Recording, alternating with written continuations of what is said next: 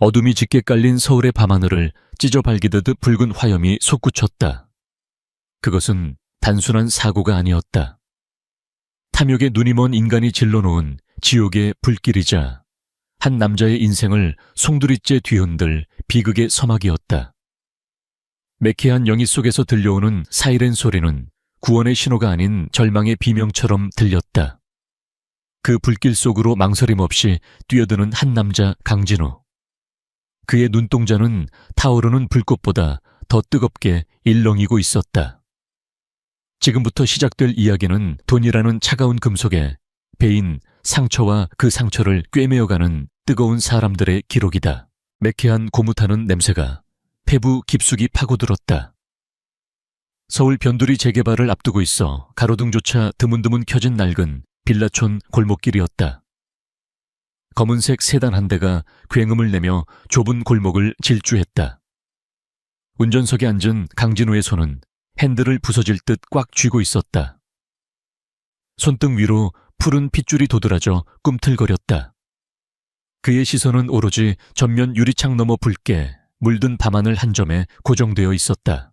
휴대전화는 조수석 시트 위에 내동댕이 쳐져 있었다. 조금 전 동네 주민이라며 걸려온 다급한 전화 한 통이 그의 이성을 마비시켰다. 어머니 집이에요. 불이 났어요. 심장이 쿵하고 내려앉는다는 표현은 진부했다. 마치 누군가 가슴속으로 손을 집어넣어 심장을 쥐어짜는 듯한 고통과 공포가 그를 지배했다. 진우는 엑셀러레이터를 끝까지 밟았다. 타이어가 비명을 지르며 아스팔트 바닥을 긁었다. 현장에 도착하자마자 진우는 차가 차에 멈추기도 전에 문을 열고 뛰쳐나갔다. 눈앞에 펼쳐진 광경은 지옥도 그 자체였다. 3층짜리 낡은 빌라의 2층 그가 유년 시절을 보냈고 현재 어머니 홀로 살고 계신 그 집 창문 밖으로 시뻘건 불길이 혀를 날름거리며 뿜어져 나오고 있었다. 검은 연기는 하늘을 뒤덮어 별빛조차 삼켜버렸다. 엄마, 진우의 외침은 거세게 타오르는 불소리에 묻혀버렸다. 소방차는 아직 도착하지 않았다. 골목이 좁아 진입이 늦어지는 모양이었다. 웅성거리는 구경꾼들 사이로 진우는 미친 듯이 인파를 헤치고 나아갔다. 그의 눈에는 오직 불타는 2층 창문만이 보였다. 그때였다. 건장한 체격의 남자 셋이 빌라 입구를 가로막고 섰다. 그들은 마치 약속이라도 한 듯 검은색 트레이닝복을 입고 있었고 험상궂은 인상과는 어울리지 않게 지나치게 침착한 표정으로 사람들의 접근을 막고 있었다. 위험합니다. 들어가시면 안 됩니다. 가스가 터질 수도 있어요. 가장 앞에 선 목덜미에 뱀 문신이 살짝 보이는 남자가 진우의 앞을 막아서며 소리쳤다. 겉으로는 주민의 안전을 걱정하는 듯했지만 진우는 본능적으로 느꼈다. 이들의 목적은 안전 통제가 아니었다. 그들은 시간을 끌고 있었다.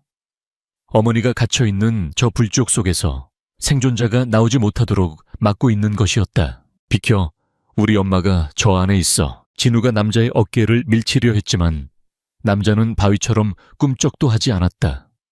오히려 남자의 거친 소나귀가 진우의 팔을 억세게 움켜쥐었다. 진정하세요. 소방관들이 올 때까지 기다려야 합니다. 지금 들어가면 다 죽습니다. 남자의 목소리에는 교묘한 비아냥이 섞여 있었다. 진우의 뇌리에 섬광처럼 스치는 것이 있었다. 어머니가 며칠 전 통화에서 했던 말. 삼촌이 자꾸 찾아와. 보험 서류 같은 걸 내밀면서. 그리고 지금 화재 현장을 지키고 서 있는 정체불명의 남자들. 이것은 사고가 아니다. 명백한 살인 미수였다. 진우의 눈빛이 순식간에 차갑게 변했다. 보험조사관으로서 수많은 사기꾼과 범죄자들을 상대하며 다져진 서늘한 살기가 뿜어져 나왔다. 그는 잡힌 팔을 뿌리치는 대신 오히려 상대방의 손목을 역으로 비틀며 몸을 회전시켰다. 우뚝하는 뼈소리와 함께 남자의 입에서 짧은 비명이 터져 나왔다. 아, 이 새끼가. 진우는 틈을 주지 않았다. 비틀거리며 물러서는 남자의 명치를 향해 정확하게 팔꿈치를 꽂아 넣어뒀다. 억하는 소리와 함께 남자가 바닥으로 고꾸라졌다. 나머지 두 남자가 당황한 표정으로 달려들었다. 뭐야 너? 한 놈이 주먹을 휘둘렀지만 진우는 고개를 살짝 숙여 피한 뒤 로우킥으로 상대의 오금을 걷어찼다. 균형을 잃고 무너지는 남자의 턱을 무릎으로 올려쳤다. 군더더기 없는 동작이었다. 특수부대 출신이자 수년간 현장을 누비며 익힌 실전 격투술이 본능적으로 발휘되었다. 마지막 남은 한 명이 품 안에서 무언가를 꺼내려 했다. 은사액으로 번뜩이는 그것은 분명 잭나이프였다. 진우는 주저하지 않고 옆에 세워져 있던 입간판을 발로 차 날렸다. 입간판이 남자의 얼굴을 강타했고 그 틈을 타 진우는 빌라 입구로 쇄도했다. 뒤에서 욕설과 고함이 들려왔지만 지금은 그런 것을 신경 쓸 겨를이 없었다. 빌라 계단은 이미 연기로 가득 차 있었다. 숨을 쉴 때마다 뜨거운 재가 목구멍을 긁어대는 듯했다. 진우는 셔츠를 벗어 입과 코를 막고 낮은 자세로 계단을 기어 올라갔다. 열기가 피부를 따갑게 찔렀다. 2층 현관문은 굳게 잠겨 있었고 문틈으로 시커먼 연기가 쉴 새 없이 새어나오고 있었다. 손잡이는 이미 시뻘겋게 달아올라 잡을 수조차 없었다. 진우는 뒤로 물러서서 심호흡을 한 번 했다. 그리고 온몸의 힘을 오른쪽 어깨에 실어 문을 향해 몸을 날렸다. 쾅 낡은 철문이 비명을 질렀다. 한 번 더 쾅 경첩이 뜯겨나가는 소리와 함께 문이 열렸다. 순간 산소가 공급되면서 역류 현상인 백드래프트가 일어날 뻔했지만 진우는 본능적으로 바닥에 납작 엎드렸다. 머리 위로 거대한 불기둥이 훑고 지나갔다. 머리카락 타는 냄새가 났다. 그는 다시 일어나 불바다가 된 거실로 뛰어들었다. 엄마. 열기로 인해 시야가 흐릿했다. 가구들은 이미 형체를 알아볼 수 없을 만큼 타버렸고 천장의 벽지는 녹아내려 흉물스럽게 펄럭거렸다. 거실 한가운데 쓰러진 장식장에 깔려있는 익숙한 실루엣이 보였다. 진우는 불길을 가르고 어머니에게 달려갔다. 어머니는 의식을 잃은 채 바닥에 쓰러져 있었다. 이마에서 흐른 피가 얼굴을 덮고 있었고 호흡은 얕고 불규칙했다. 다행히 아직 숨은 붙어 있었다. 진우는 뜨거운 장식장을 맨손으로 들어 올렸다. 손바닥 살이 타들어가는 고통이 느껴졌지만 그는 이를 악물고 버텼다. 장식장을 옆으로 치워버린 그는 어머니를 안아 올렸다. 너무 가벼웠다. 평생을 고생만 하며 아들을 키워온 어머니의 몸은 깃털처럼 가벼웠다. 그 사실이 진우의 가슴을 후벼 팠다. 눈물이 핑 돌았지만 지금은 슬퍼할 시간조차 사치였다. 그때 주방 쪽에서 쉬익하는 소리가 들려왔다. 가스배관이 터지기 직전의 소리였다. 직감적으로 위험을 감지한 진우는 현관으로 향하려 했지만 이미 거실 입구는 무너져 내린 천장 잔해로 막혀 있었다.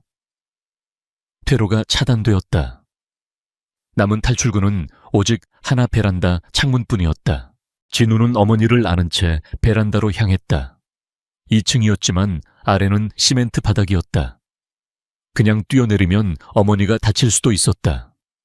하지만 선택의 여지가 없었다. 그는 창문을 발로 깨부수었다. 한편 빌라 밖에서는 또 다른 긴박한 상황이 벌어지고 있었다. 근처 대학병원 흉부외과 펠로우인 한서연은 퇴근길에 솟구치는 불길을 목격하고 차를 세웠다. 의사로서의 사명감이 그녀를 현장으로 이끌었다. 그녀는 차 트렁크에서 응급 키트를 꺼내들고 인파 속으로 뛰어들었다. 사람들이 웅성거리는 곳에 도착한 서연은 입구에 쓰러져 신음하는 검은 옷의 남자들을 발견했다. 일반적인 주민이 아니었다. 그들의 눈빛과 태도, 그리고 품에서 떨어진 잭나이프는 이 상황이 단순 화재가 아님을 말해주고 있었다. 하지만 그녀에게 중요한 것은 환자였다. 그녀는 재빨리 상황을 파악하고 주변 사람들에게 소리쳤다. 다들 물러나세요. D119에 다시 신고하고 진입로 확보하세요. 그때였다. 2층 베란다 창문이 와장창 깨지며 파편이 비처럼 쏟아져 내렸다. 서연은 고개를 들어 위를 보았다. 맹렬한 화염을 등지고 한 남자가 노파를 품에 안은 채 난간 위에 서 있었다. 남자의 얼굴은 그 흐름으로 범벅이 되어 있었지만 눈빛만은 형형하게 빛나고 있었다. 서연은 직감적으로 그가 뛰어내리려 한다는 것을 알았다. 그녀는 주변을 둘러보았다. 충격을 흡수할 만한 것이 아무것도 없었다. 그때 구석에 쌓여있는 폐지 더미와 쓰레기 봉투들이 눈에 들어왔다. 그녀는 주저없이 달려가 그것들을 창문 아래로 끌어모으기 시작했다. 거기 있는 분들 도와주세요. 사람이 뛰어내려요. 서연의 외침에 당황하던 시민 몇몇이 달려와 그녀를 도왔다. 짧은 순간이었지만 제법 두툼한 쿠션이 만들어졌다. 뛰어요. 지금 당장. 서연이 목이 터져라 소리쳤다. 진우는 아래를 내려다보았다. 흰 가운도 입지 않은 사복 차림의 여자가 자신을 향해 소리치고 있었다. 그녀의 단호한 눈빛이 연기 속에서도 선명하게 보였다. 진우는 어머니를 최대한 가슴 깊이 끌어안고 허공으로 몸을 던졌다. 몸이 허공했던 찰나의 순간 등 뒤에서 엄청난 폭발음과 함께 뜨거운 열풍이 그를 덮쳤다. 꽝! 주방가스 배관이 폭발하며 거대한 화염이 창밖으로 뿜어져 나왔다. 폭발의 충격파가 진우의 등을 강타했다. 그는 균형을 잃지 않으려 애쓰며 폐지덤이 위로 떨어졌다. 쿵하는 둔탁한 소리와 함께 온몸의 뼈가 울리는 충격이 전해졌다. 진우는 본능적으로 몸을 굴려 충격을 분산시키며 어머니가 바닥에 닿지 않도록 자신의 몸을 바닥에 깔았다. 괜찮으세요? 서연이 달려와 진우의 상태를 살폈다. 진우는 고통스러운 신음과 함께 눈을 떴다. 눈앞에 걱정스러운 표정의 여자가 보였다. 땀과 그을음으로 얼룩진 얼굴이었지만 그녀의 눈은 맑고 강인해 보였다. 어머니부터. 진우는 자신의 찢어진 팔뚝에서 피가 흐르는 것도 모른 채 품에 안긴 어머니를 확인했다. 서연은 재빨리 노파의 맥박과 호흡을 확인했다. 호흡이 약해요. 기도 확보하고 바로 이송해야 해요. 당신도 화상이 심해요. 움직이지 마세요. 서연은 능숙하게 응급처치를 시작했다. 멀리서 드디어 소방차의 사이렌 소리가 가까워지고 있었다. 진우는 흐릿해지는 의식 속에서도 어머니의 손을 놓지 않았다. 그리고 시선을 돌려 군중 틈에 숨어 이 광경을 지켜보고 있을 누군가를 찾으려 애썼다. 분명히 보고 있을 것이다. 자신의 계획이 실패로 돌아가는 것을 지켜보며 이를 갈고 있을 그 자가. 서연은 진우의 상처를 지혈하며 그를 쳐다보았다. 불길 속에서 사람을 안고 뛰어내린 무모함, 자신의 고통보다 타인을 먼저 챙기는 모습, 그리고 무엇보다 죽음의 문턱에서 돌아온 사람이라고는 믿기지 않는 저 살기 어린 눈빛. 이 남자 대체 뭐 하는 사람이지? 서연의 머릿속에 의문이 스쳤지만 지금은 환자를 살리는 게 먼저였다.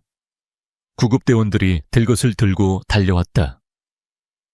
진우는 구급차에 실려 가면서도 타오르는 집을 향해 마지막 시선을 던졌다.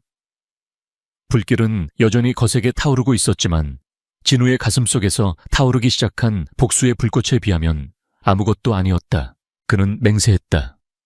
어머니를 이렇게 만든 놈들, 그리고 그 뒤에 숨은 진짜 악마를 찾아내어 반드시 대가를 치르게 하겠다고.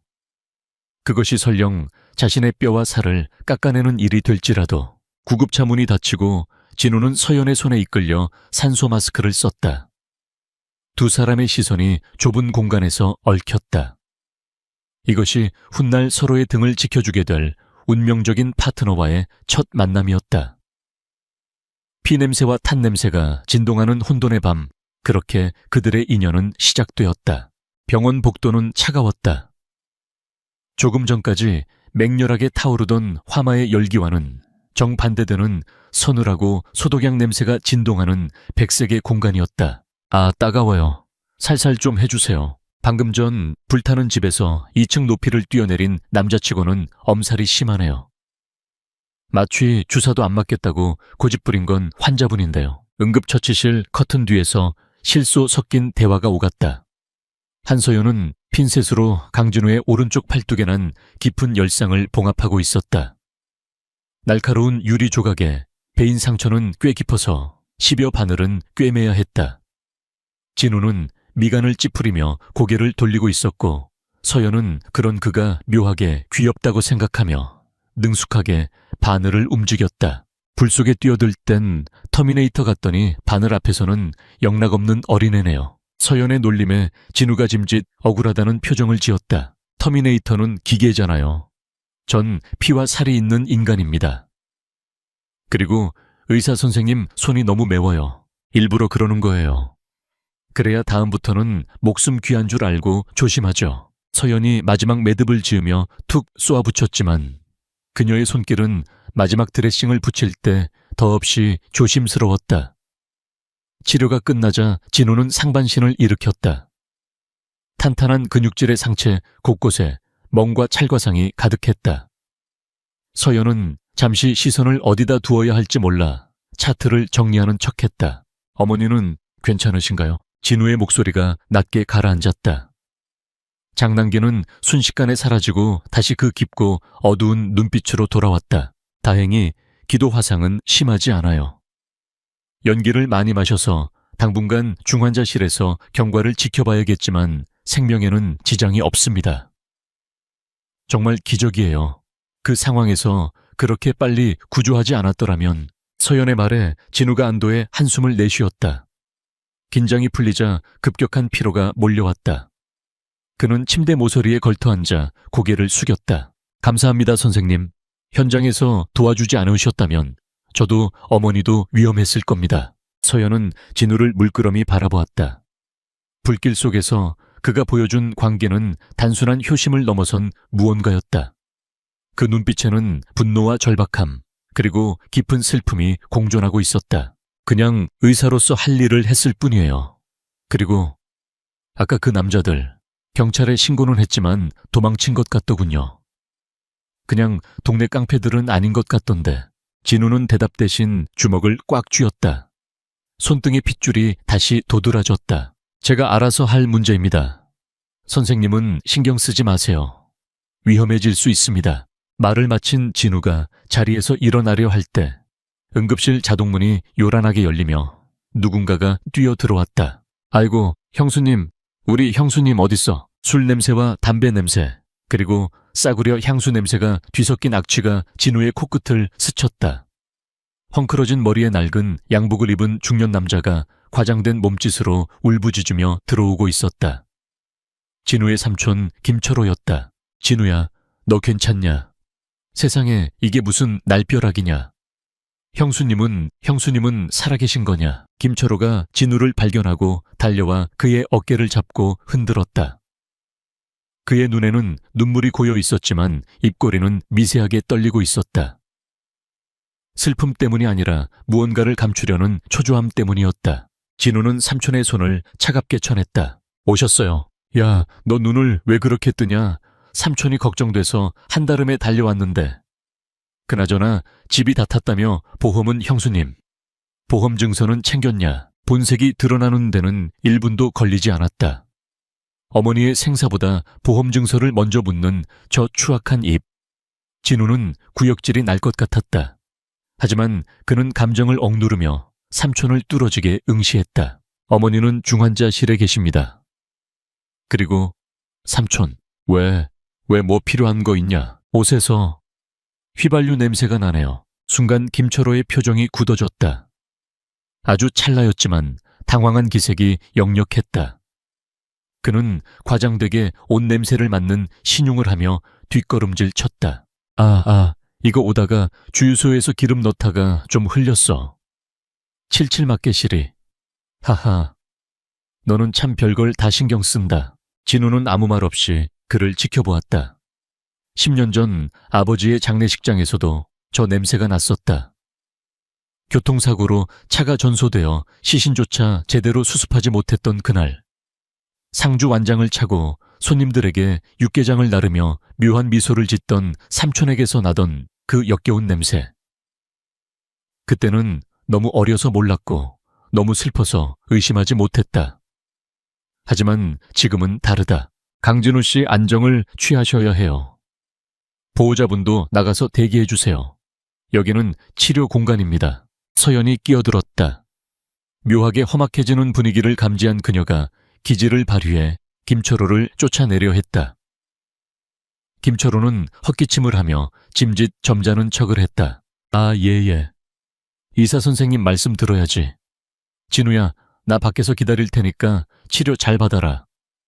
형수님, 깨어나면 바로 연락하고. 김철호가 도망치듯 응급실 밖으로 사라졌다. 그의 뒷모습을 바라보는 진우의 눈빛은 얼음장처럼 차가웠다. 아까 말한 그 냄새, 진짜예요. 서연이 조심스럽게 물었다. 네. 주유소 기름 냄새가 아니에요. 그건 신호 냄새였습니다. 방화 현장에서 흔히 맡을 수 있는. 진우는 침대에서 내려와 바닥에 떨어진 자신의 찢어진 재킷을 집어들었다. 어디 가시게요? 입원하셔야 해요. 범인을 잡으러 가야죠. 증거가 타버리기 전에. 하지만 그 몸으로는 무리예요. 경찰에 맡기세요. 경찰은 증거가 없으면 움직이지 않습니다. 그리고 놈들은 경찰보다 빠르죠. 진우는 위솥을 대충 걸치며 서연을 향해 짧게 목례했다. 치료 감사합니다, 선생님. 치료비는 나중에 꼭 갚겠습니다. 그리고 오늘 본 것 들은 것 전부 잊으세요. 엮여서 좋을 것 없는 놈들입니다. 진우가 응급실을 나서려 하자 서연이 그의 앞을 가로막았다.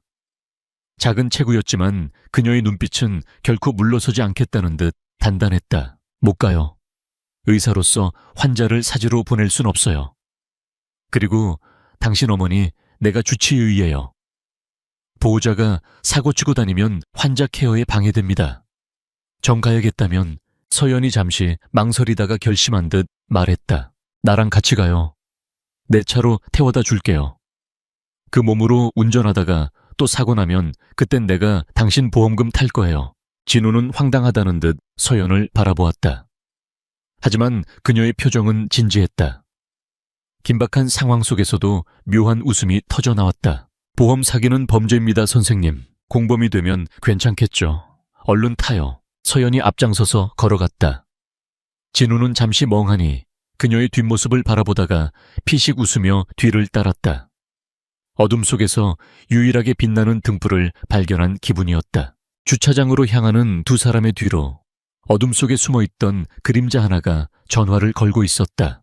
예, 형님. 김철호 그 새끼 말이 맞았습니다. 강진우 저놈 냄새를 맡은 것 같습니다. 예. 지금 병원을 나갑니다. 여의사 하나랑 같이요. 처리할까요? 수화기 너머로 차가운 명령이 떨어졌다. 그림자는 잭나이프를 만지작거리며 비릿한 웃음을 흘렸다. 병원을 빠져나가는 서연의 차 뒤로 검은색 승합차가 소리 없이 따라붙었다. 새벽 2시에 강변북로는 한산했다. 서연의 하얀색 SUV가 가로등 불빛을 가르며 미끄러지듯 달렸다. 조수석에 앉은 진우는 사이드미러를 힐끔거렸다. 병원을 나설 때부터 따라붙던 검은색 승합차는 여전히 일정한 간격을 유지하며 그들의 뒤를 밟고 있었다. 놈들은 프로가 아니었다. 미행이라기보다는 감시에 가까운 노골적이고 투박한 움직임이었다. 선생님, 운전 좀 험하게 해도 되겠습니까? 진우가 나직하게 물었다. 핸들을 잡은 서연의 눈이 동그랗게 커졌다. 네, 지금 제 차로 레이싱이라도 하자는 거예요. 뒤에 껌딱지가 붙어서요. 떼어내야 우리가 갈 곳으로 안전하게 갈 수 있습니다. 서연이 룸미러를 확인했다. 검은 승합차의 헤드라이트가 불길한 짐승의 눈처럼 번뜩이고 있었다.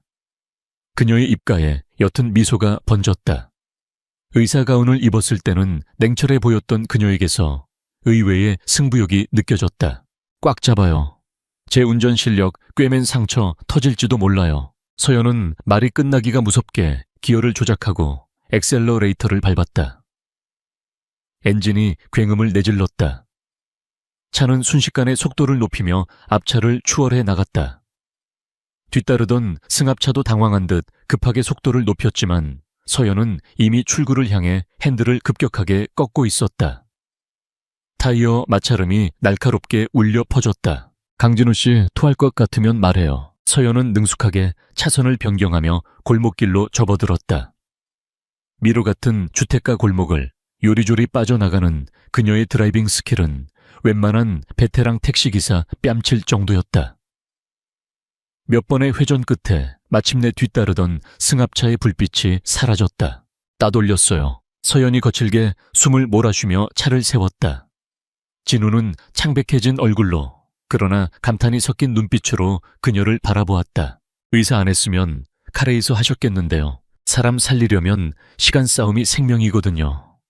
앰뷸런스 뒤따라가다 보면 운전이 늘 수밖에 없어요. 두 사람은 서로를 마주보며 피식 웃었다. 긴박했던 상황을 함께 넘겼다는 안도감과 묘한 동질감이 차 안을 채웠다. 진우는 다시 진지한 표정으로 돌아와 내비게이션을 조작했다. 이제 제 사무실로 갑니다. 확인해야 할 게 있어요. 진우의 오피스텔은 단출했다. 보험 조사관이라는 직업 특성상 외근이 많아 집은 잠만 자는 곳에 불과했다. 하지만 한쪽 벽면을 가득 채운 화이트보드와 3개의 모니터가 연결된 컴퓨터 책상은 이곳이 단순한 주거 공간이 아님을 말해주고 있었다. 서연은 호기심 어린 눈으로 방을 둘러보았다. 화이트보드에는 수많은 사건 사진과 관계도 의문의 메모들이 어지럽게 붙어 있었다. 차 마실래요? 인스턴트 커피밖에 없는데. 진우가 물을 끓이며 물었다. 괜찮아요. 그보다 확인하려던 게 뭐예요? 진우는 커피잔을 내려놓고 컴퓨터 앞에 앉았다. 키보드를 두드리는 그의 손놀림이 보이지 않을 정도로 빨랐다. 보험사 내부망에 접속하는 데는 복잡한 보안 절차가 필요했지만 진우에게는 익숙한 일이었다. 어머니 앞으로 가입된 보험 내역을 확인해야 합니다. 삼촌이 들이밀었다던 그 서류가 뭔지 알아야죠. 잠시 후 모니터 화면에 어머니의 이름으로 된 보험 가입 내역이 떴다. 진우의 눈이 가늘어졌다. 마우스를 클릭하는 손가락에 힘이 들어갔다. 이것 봐라. 화면에 뜬 숫자는 충격적이었다. 사망보험금 50억 원. 가입일은 불과 3개월 전이었다. 그리고 특약사항에는 화재나 교통사고로 인한 재해 사망 시 보험금이 2배로 지급된다는 조항이 깨알같이 적혀 있었다. 50억. 이게 말이 돼요. 어머니 연세에 이런 고액보험을 가입할 수 있다고요. 서연이 놀라 소리쳤다. 수익자가 문제입니다. 진우가 스크롤을 내렸다. 수익자란 법정 상속인인 진우여야 했다. 하지만 화면에 적힌 이름은 강진우가 아니었다. 수익자 김철호 관계 시동생. 미친 새끼. 진우의 입에서 거친 욕설이 터져 나왔다. 그는 주먹으로 책상을 쾅 내리쳤다. 모니터가 흔들렸다. 어떻게 삼촌이 수익자가 될 수 있죠? 아들이 있는데 어머니가 직접 서명하고 공증까지 받으면 가능합니다. 아마 어머니는 이게 무슨 서류인지도 모르고 그저 삼촌이 빚 때문에 힘들다고 하니 보증 서류인 줄 알고 도장을 찍어주셨겠죠. 삼촌놈은 처음부터 이 날을 위해 준비한 겁니다. 3개월 전부터 치밀하게 진우는 떨리는 손으로 담배를 꺼내 물었다가 서연을 보고 다시 집어넣었다. 가슴속에서 뜨거운 불덩이가 치밀어 올랐다. 어머니의 목숨을 담보로 도박판을 벌인 놈. 그놈은 인간이 아니었다. 그런데 이상한 점이 또 있어요. 진우가 화면의 다른 탭을 열었다. 보험료 납입 내역이었다. 월 납입금이 수백만 원에 달했다. 신용불량자의 빚쟁이인 김철호가 낼 수 있는 금액이 아니었다. 이 보험료 누가 냈을까요? 삼촌 통장에는 10원 한 장 없을 텐데 누군가 자금줄이 있다는 거군요. 서연의 예리한 지적에 진우가 고개를 끄덕였다. 네. 단순히 삼촌 혼자 벌인 일이 아닙니다. 뒤에 누군가 있어요. 보험금을 노리고 전문적으로 설계를 해주는 브로커 아니면 사채업자. 그놈들이 삼촌을 부추겨서 판을 짠 겁니다. 성공하면 보험금을 나눠 갖기로 하고 퍼즐이 맞춰지고 있었다. 현장을 가로막았던 깡패들 휘발유 냄새, 그리고 거액의 보험금.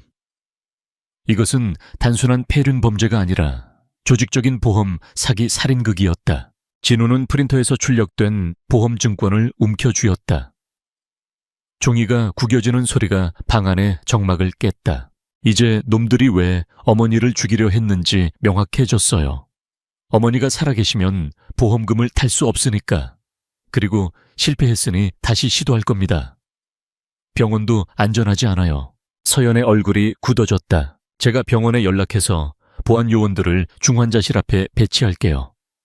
그리고 어머니 병실을 VIP 특실로 옮겨서 출입을 통제. 아니요. 진우가 서연의 말을 끊었다. 그의 눈빛이 번뜩였다. 놈들이 움직이게 놔둬야 합니다. 쥐새끼를 잡으려면 미끼가 필요하니까요. 하지만 어머니를 위험하게 할 순 없죠. 제가 그 병실에 들어갈 겁니다. 네, 제가 환자로 위장해서 어머니 곁을 지킬 겁니다. 놈들이 제 발로 찾아올 때까지. 다음 날 아침 병원 VIP 병동. 진우는 환자복을 입고 휠체어에 앉아 있었다. 서연의 도움으로 신분을 위장하여 어머니 바로 옆 침대에 입원 수속을 밟은 상태였다. 어머니는 여전히 산소 호흡기에 의지한 채 깊은 잠에 빠져 있었다. 화마가 핥히고 간 어머니의 얼굴을 보자 진우의 가슴이 미어졌다. 그때 어머니의 손가락이 미세하게 움직였다. 진우는 황급히 휠체어를 침대 옆으로 붙였다. 엄마, 저 알아보시겠어요? 진우예요. 어머니가 힘겹게 눈을 떴다. 초점 없는 눈동자가 천장을 헤매다 진우의 얼굴에 멈췄다. 산소 마스크 안에서 뿌연 김이 서렸다. 진우야. 네, 엄마. 저 여기 있어요. 이제 괜찮아요. 어머니의 눈에서 눈물이 주르륵 흘러내렸다. 그녀는 떨리는 손을 들어 진우의 손을 잡았다. 아니, 잡았다기보다는 매달리듯 꽉 움켜쥐었다. 그 악력에는 공포가 서려 있었다. 그 사람, 철호가 불을. 어머니는 기억하고 있었다. 지옥 같던 그 순간을. 시동생이 집에 불을 지르고 문을 잠그던 그 악몽 같은 순간을. 걱정 마세요. 그 자식 다시는 엄마 못 건드려요. 제가 죽여서라도 막을 거예요. 진우가 낮은 목소리로 속삭였다. 어머니는 고개를 세차게 저었다. 아니야, 그 사람들. 무서운 사람들이야. 내 아빠도. 진우의 심장이 덜컥 멈추는 것 같았다. 아빠가 왜요? 아빠 사고랑 삼촌이랑 무슨 상관이 있어요? 어머니는 호흡이 가빠지며 괴로워했다. 모니터에 심박수 그래프가 요동쳤다. 서연이 급히 다가와 진우를 제지했다. 진우 씨, 그만하세요. 환자분 쇼크 올 수 있어요. 지금은 안정이 필요합니다. 진우는 입술을 깨물며 물러났다. 하지만 어머니의 마지막 말은 그의 뇌리에 깊이 박혔다. 내 아빠도. 10년 전 빗길 교통사고로 처리되었던 아버지의 죽음. 단순한 운전 부주의라고 결론 났던 그 사건. 만약 그게 사고가 아니었다면 진우는 병실 밖으로 나와 복도 의자에 주저앉았다. 머릿속이 복잡하게 엉켰다. 서연이 자판기 커피를 뽑아와 그의 옆에 앉았다. 따뜻한 캔의 온기가 차가워진 손을 녹여주었다. 많이 혼란스럽죠? 서연이 조심스럽게 물었다. 10년 전이었습니다. 아버지가 돌아가신 게. 비가 억수같이 쏟아지던 날이었죠. 브레이크 파열로 차가 절벽 아래로 추락했습니다. 경찰은 빗길 미끄러짐 사고라고 했지만 아버지는 20년 무사고 베테랑 운전기사셨어요. 차 관리도 끔찍하게 하셨고요. 진우는 먼 곳을 응시하며 말을 이었다. 장례식장에서 삼촌은 누구보다 서럽게 울었습니다. 그리고 아버지 사망 보험금으로 빚을 갚았죠. 그때는 그저 삼촌도 힘들어서 그랬겠거니 생각했습니다. 빚 갚고 새 사람 되라고 어머니가 돈을 주셨거든요. 그런데 그게 시작이었던 겁니다. 한번 맛본 피맛을 잊지 못한 짐승이 되어버린 거죠. 서연은 아무 말 없이 진우의 손등 위에 자신의 손을 포개었다. 위로의 말이 필요 없는 순간이었다. 그녀의 천이 전해지자 진우의 떨림이 조금씩 잦아들었다. 제가 도울게요. 의학적인 지식이 필요하거나 병원 내에서 할 수 있는 일이라면 뭐든지. 저도 이제 발 뺄 수 없게 됐잖아요. 어젯밤에 공범 선언도 했고. 서연이 장난스럽게 윙크를 해보였다. 진우는 피식 웃음을 터뜨렸다. 벼랑 끝에 서 있는 기분이었는데 옆에 누군가 있다는 사실이 이렇게 든든할 줄은 몰랐다. 고맙습니다. 하지만 지금부터는 정말 위험해질 겁니다. 놈들은 제가 어머니 옆에 있다는 걸 알면 저까지 제거하려 들 테니까요. 상관없어요. 제 환자는 제가 지켜요. 그리고 당신도 이제 제 환자잖아요. 두 사람 사이에 묘한 기류가 흘렀다. 긴장감과 설렘이 뒤섞인 그 분위기를 깬 것은 진우의 휴대전화 진동 소리였다. 발신자 표시 제한. 진우는 눈짓으로 서연에게 조용히 하라는 신호를 보내고 전화를 받았다. 여보세요? 강진우 씨 목소리가 팔팔하네. 불 속에서도 살아남더니 명줄이 꽤 긴가봐. 변조된 목소리, 기계음 섞인 비아냥거림. 어젯밤 현장에서 들었던 그놈들의 말투와 비슷했다. 누구냐? 누군지 알 필요 없고. 경고 하나 하지. 너무 깊이 파고들지 마. 똥물 튀기면 너만 더러워져. 그냥 얌전히 보험금 타서 나눠 갖자고. 어머니 약값도 필요할 거 아냐. 협박이라기엔 너무나도 뻔뻔한 제안이었다. 진우는 차갑게 비소했다. 너희들 사람 잘못 건드렸어. 똥물 내가 그 똥물을 너희들 아가리에 쳐넣어 줄게.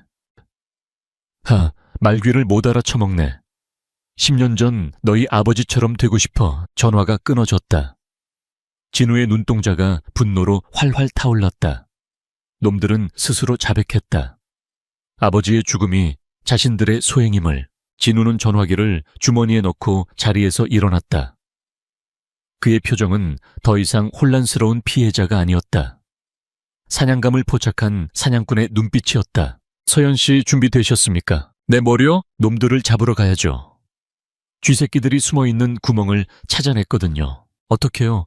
발신 번호도 없었잖아요. 보험조사관을 너무 무시하시네. 놈들이 간과한 게 하나 있습니다. 이 전화기 회사에서 지급받은 특수 단말기라는 거. 역추적 프로그램이 깔려있죠. 방금 통화로 위치가 잡혔습니다. 진우가 휴대전화 화면을 서연에게 보여주었다. 지도 위에 붉은 점이 깜빡이고 있었다. 서울 변두리의 한 폐차장. 가시죠. 놈들이 제 발로 걸어 들어온 지옥이 어떤 곳인지 보여주러. 진우와 서연은 병원 복도를 나란히 걸어갔다. 환자복 위에 가죽 재킷을 걸친 진우와 하얀 가운을 벗어던지고 활동하기 편한 점퍼로 갈아입은 서연. 두 사람의 그림자가 길게 늘어졌다. 폭풍전야의 고요함은 끝났다. 이제 진짜 전쟁의 시작이었다. 폐차장은 도시의 무덤과도 같았다. 찌그러진 자동차들이 산처럼 쌓여있고 곳곳에 널브러진 녹슨 쇠부티들이 달빛을 받아 흉물스럽게 번들거렸다. 진우와 서연은 숨을 죽인 채 폐차장 입구 컨테이너 박스 뒤에 몸을 숨겼다. 비릿한 쇠 냄새와 섞여 진한 담배 연기가 흘러나왔다. 휴대전화 위치 추적 신호는 이곳을 가리키고 있었다.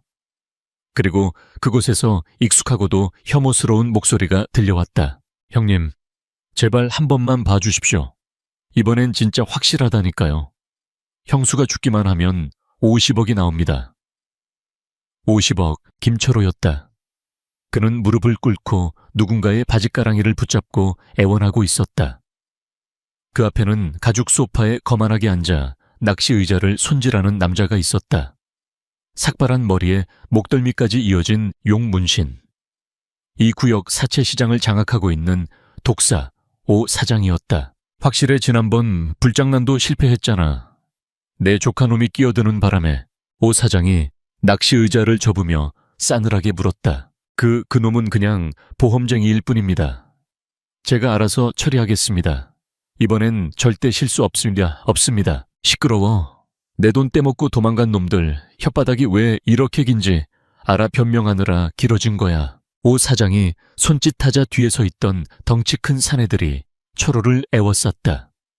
철호는 비명을 지르며 바닥을 기었다. 그때 진우가 움직이려 하자 서연이 그의 팔을 잡았다. 지금 나가면 위험해요. 저 사람들 무기도 있어요. 압니다. 하지만 지금 안 나가면 삼촌이 죽습니다. 저런 쓰레기라도 아직은 죽게 내버려 둘 순 없어요. 법의 심판을 받게 해야죠. 진우는 서연의 손을 부드럽게 떼어내며 눈을 맞췄다. 채 가서 문 잠그고 있어요. 무슨 일이 있어도 나오지 마요. 경찰이 올 때까지. 하지만 내 말 들어요, 의사 선생님. 환자 늘리기 싫으면 진우는 씩 웃어 보이고는 어둠 속으로 걸어 나갔다. 서연은 입술을 깨물며 휴대전화를 꺼내 101을 눌렀다. 그녀의 손이 떨리고 있었다. 네. 어이, 거기. 잔치는 끝난 것 같은데. 진우의 목소리가 정막을 깼다. 깡패들의 시선이 일제히 입구 쪽으로 쏠렸다. 오 사장은 흥미롭다는 듯 눈썹을 치켜 올렸다. 넌 뭐냐? 김철호 씨, 보호자입니다. 보험 처리가 아직 안 돼서 데려가야겠는데요. 진우는 주머니에 손을 찔러 넣은 채 여유롭게 걸어 들어왔다. 철호가 눈을 휘둥그레 뜨며 소리쳤다. 지진우야, 네가 여기 왜? 조카, 내가 그 보험 조사관이구나. 오 사장이 비릿하게 웃으며 자리에서 일어났다. 잘 됐네. 제 발로 걸어 들어오고. 안 그래도 내 놈 때문에 손해가 이만저만이 아닌데. 오늘 여기서 모자 상봉시켜주면 되겠어. 얘들아 담가라. 오 사장의 말이 떨어지자마자 쇠파이프와 야구방망이를 든 조직원 10여 명이 진우를 향해 달려들었다. 좁은 폐차장 공터는 순식간에 아수라장으로 변했다. 죽어라. 선두에 있던 놈이 쇠파이프를 휘둘렀다. 진우는 상체를 가볍게 뒤로 젖혀 피한 뒤 놈의 팔을 잡아 끌어당기며 무릎으로 복부를 가격했다. 놈이 거품을 물고 쓰러지는 순간 진우는 놈의 손에서 쇠파이프를 낚아챘다. 이제 좀 공평하네. 진우의 눈빛이 돌변했다. 특수부대 시절 익힌 크라브마가 케이랍 마가는 살상을 목적으로 하는 무술이었다. 하지만 지금은 제압이 목적이었다. 그는 불필요한 동작을 최소화하며 급소만을 노렸다. 왼쪽에서 날아오는 방망이를 파이프로 막아내고 그대로 회전하며 상대의 정강이를 걷어찼다. 우지끈하는 소리가 끔찍하게 울려 퍼졌다. 뒤에서 목을 조르려던 놈은 팔꿈치로 명치를 가격해 숨통을 끊어놓았다.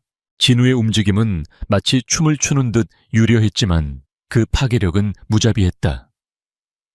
한 명, 두 명 놈들이 추풍낙엽처럼 쓰러져 나갔다. 오 사장의 얼굴에서 여유가 사라지기 시작했다. 저 새끼 뭐야? 다들 뭐해? 제대로 안 해. 그때 폐차된 컨테이너 뒤에 숨어있던 서연이 비명을 질렀다. 진우 씨 뒤에 도망간 줄 알았던 서연이 현장에 남아있었던 것이다.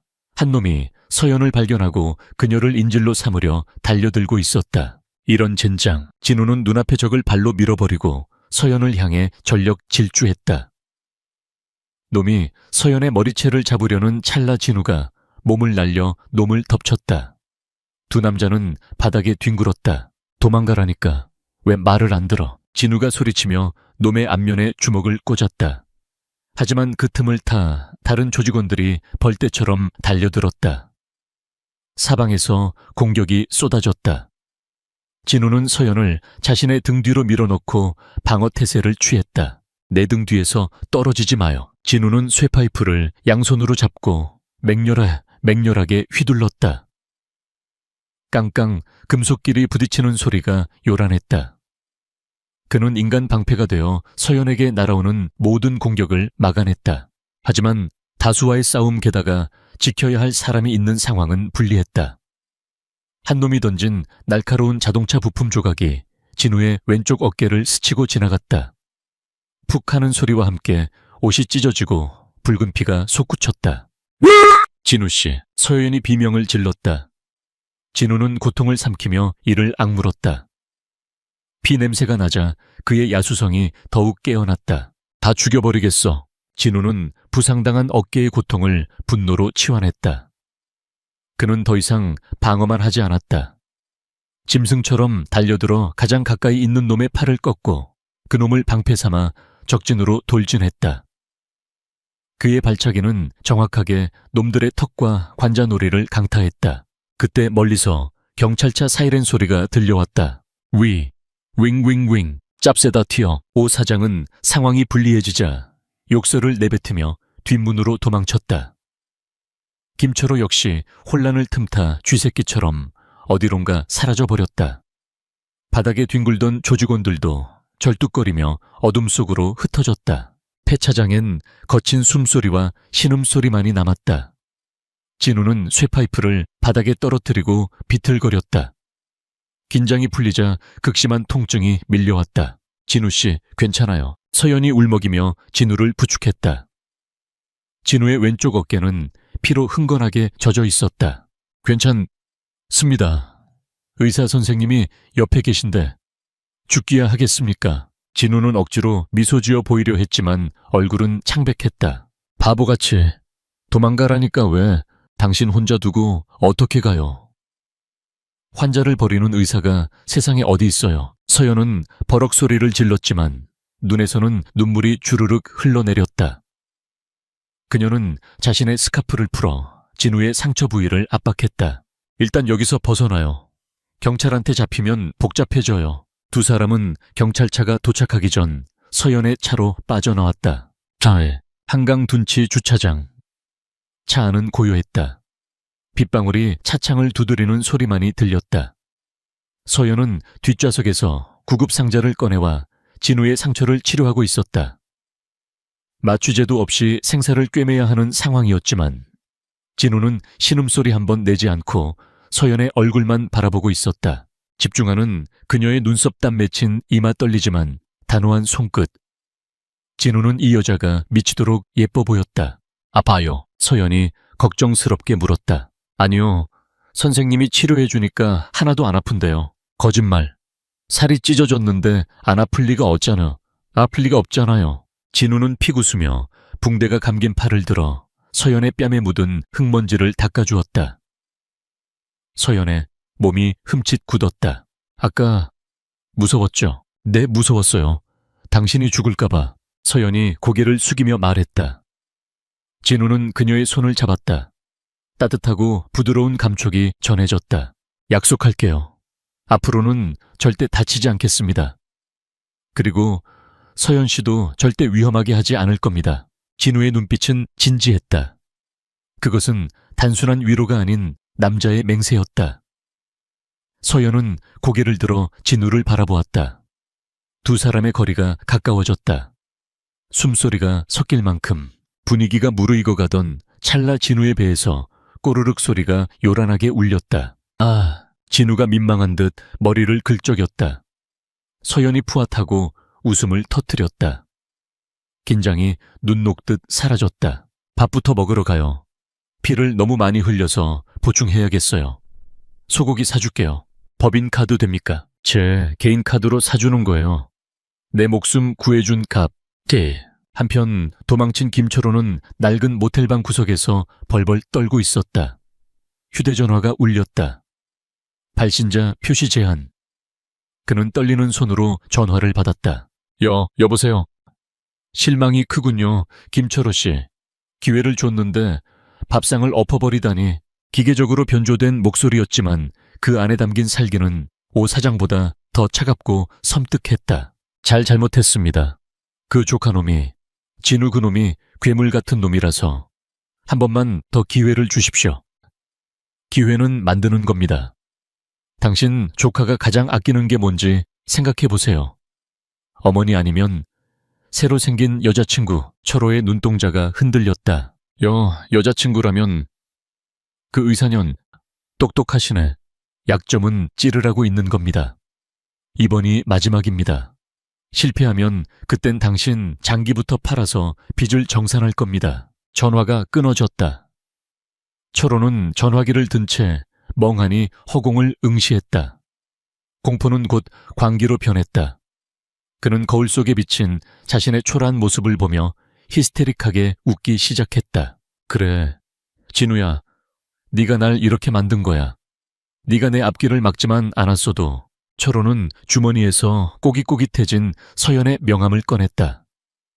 병원에서 슬쩍 훔쳐온 것이었다. 그의 눈에 탐욕스럽고 비열한 빛이 감돌았다. 며칠 후 진우는 어머니의 병실을 지키고 있었다. 다행히 어머니의 상태는 호전되어 일반 병동으로 옮길 수 있었다. 하지만 진우는 마음을 놓을 수 없었다. 그날 밤 이후 놈들의 움직임이 묘하게 조용했기 때문이다. 폭풍 전의 고요함 같았다. 그때 병실 문이 열리고 간호사가 들어왔다. 강진우님, 퀵서비스가 왔는데요. 퀵서비스요. 진우는 의아해하며 상자를 받았다. 발신인 이름이 없었다. 불길한 예감이 스쳤다. 그는 조심스럽게 상자를 열었다. 상자 안에는 피 묻은 의사가운과 잘린 머리카락 한 줌, 그리고 쪽지 한 장이 들어있었다. 의사가운에는 한서연이라는 명찰이 달려 있었다. 숨바꼭질은 끝났다. 여자를 살리고 싶으면 10년 전 그 장소로 와라. 혼자서. 진우의 머릿속이 하얗게 변했다. 심장이 쿵쾅거리며 귓가를 때렸다. 10년 전 그 장소. 아버지가 사고를 당했던 그 절벽. 서연 씨, 진우는 짐승처럼 포효하며 병실을 뛰쳐나갔다. 그의 눈은 이제껏 본 적 없는 가장 깊은 분노로 검게 물들어 있었다. 놈들은 건드려서는 안 될 영린을 건드렸다. 이제는 법도 이성도 필요 없었다. 오직 처절한 응징만이 남았을 뿐이다. 빗줄기가 앞 유리를 때리는 소리가 마치 10년 전 그날의 비명처럼 들렸다. 와이퍼가 쉴 새 없이 움직였지만 쏟아지는 폭우를 감당하기엔 역부족이었다. 강진우는 엑셀러레이터를 바닥까지 밟았다. 엔진이 터질 듯 굉음을 질렀고 속도계의 바늘은 이미 시속 160km를 넘어서고 있었다. 차가 미끄러운 도로 위를 질주하는 동안 진우의 머릿속에는 10년 전 아버지의 마지막 통화 내용이 맴돌았다. 진우야, 브레이크가 안 듣는다. 의학. 그리고 이어진 둔탁한 충돌음, 찢어지는 금속성 소음, 그리고 영원한 침묵. 경찰은 빗길 미끄러짐에 의한 단순 사고로 종결했다. 하지만 진우는 기억했다. 장례식장 구석에서 누군가와 통화하며 비열하게 웃던 삼촌의 모습을. 그리고 오늘 놈들은 서연을 미끼로 진우를 바로 그 죽음의 장소, 북한산 자락에 낭떠러지로 불러들였다. 놈들이 원하는 게 내 목숨이라면 기꺼이 내주마. 단 서연 씨 털끝 하나라도 건드렸다면 너희들은 살려달라고 빌게 될 거다. 진우의 눈빛은 차갑게 가라앉아 있었지만 그 안에는 용암 같은 분노가 들끓고 있었다. 북한산 입구에 폐쇄된 국도. 인적이 끊긴 지 오래되어 잡초가 무성한 도로 끝에 낭떠러지가 입을 벌리고 있었다. 10년 전 아버지의 차가 추락했던 바로 그곳이었다. 진우의 차가 끼익 소리를 내며 멈춰섰다. 헤드라이트 불빛이 비 내리는 절벽 끝을 비췄다. 그곳에는 서연 대신 검은 우산을 쓴 남자 5명이 서 있었다. 중앙에는 익숙한 얼굴 독사 오 사장의 오른팔인 행동대장 박 실장이 잭나이프를 손에 든 채 비릿한 미소를 짓고 있었다. 혼자 왔군. 강진우 배짱 하나는 인정해주지. 서연씨, 어디 있어? 진우는 차문을 열고 내리며 낮게 으르렁거렸다. 빗물이 순식간에 그의 옷을 적셨다. 성격 급하네. 여자는 안전한 곳에 모셔뒀다. 네가 여기서 얌전히 죽어주면 여자는 살려 보내주지. 그게 우리 사장님의 잡이다. 박 실장이 손짓하자 부하들이 쇠파이프와 야구방망이를 질질 끌며 진우를 포위해왔다. 함정인 걸 알면서도 올 수밖에 없었겠지. 10년 전 내 애비처럼 너도 여기서 끝장나는 거야. 운명 참 기구하네, 안 그래? 박 실장의 도발에도 진우는 동요하지 않았다. 그는 천천히 셔츠 소매를 걷어 올렸다. 빗물에 젖은 근육들이 팽팽하게 긴장했다. 유언은 그게 다인가? 박 실장이 인상을 찌푸리는 순간 진우가 빗길을 박차고 튀어나갔다. 그의 속도는 빗방울보다 빨랐다. 가장 가까이 있던 부하가 방망이를 들어 올리기도 전에 진우의 주먹이 놈의 턱을 강타했다. 폐억. 비스물과 함께 피가 튀었다. 진우는 쓰러지는 놈의 멱살을 잡고 그대로 뒤로 던져버린 뒤 옆에서 날아오는 쇠파이프를 맨손으로 받아냈다. 쇳덩이를 잡은 손바닥이 찢어지는 고통이 느껴졌지만 아드레날린이 고통을 마비시켰다. 진우는 쇠파이프를 빼앗아 놈의 무릎을 가격했다. 뼈가 부러지는 소리가 빗소리를 뚫고 울려 퍼졌다. 이 미친 새끼가. 박 실장이 당황하며 칼을 휘둘렀다. 날카로운 칼날이 진우의 옆구리를 스쳤다. 옷이 찢어지고 붉은 선혈이 빗물에 씻겨 내려갔다. 하지만 진우는 물러서지 않았다. 오히려 상처를 내주고 상대의 품으로 파고들었다. 진우의 팔꿈치가 박 실장의 코를 정확히 찍어 눌렀다. 박 실장이 비명을 지르며 뒤로 나자빠졌다.